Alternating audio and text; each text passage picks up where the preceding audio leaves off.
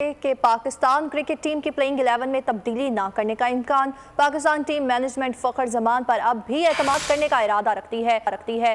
All rounder Fahim اشرف بھی playing 11 کا حصہ رہ سکتے ہیں۔ فہیم اشرف کو بنگلہ دیش کے خلاف میچ میں محمد نواز کی جگہ شامل کیا گیا تھا۔ پاکستان ٹیم مینجمنٹ آج ٹریننگ سیشن کے بعد حتمی 11 کا فیصلہ بھی کرے گی۔ اس حوالے سے مزید آگاہ کریں گے سینئر رپورٹر کولمبو سے اعجاز وسیم ہمارے ساتھ موجود ہیں۔ جی اعجاز، آگاہ کیجیے۔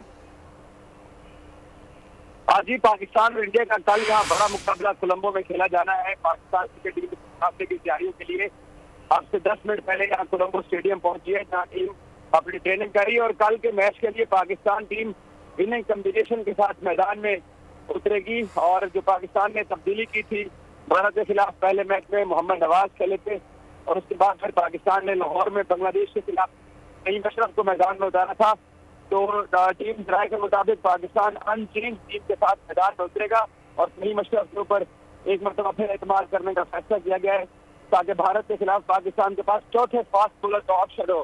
کیونکہ انڈیا کے خلاف جو پاکستان نے 2 اسپنر کھلائے تھے، شاداب اور نواز، ان کے خلاف تقریباً 138 رن کی پارٹنرشپ ہو گئی تھی انڈیا کے 2 بیٹرز کی طرف سے، تو اس لیے پاکستان نے ایک اور فاسٹ بولر کو کھلانے کے لیے فہیم اشرف کو اسکواڈ میں برقرار رکھنے پر اتفاق کیا ہے۔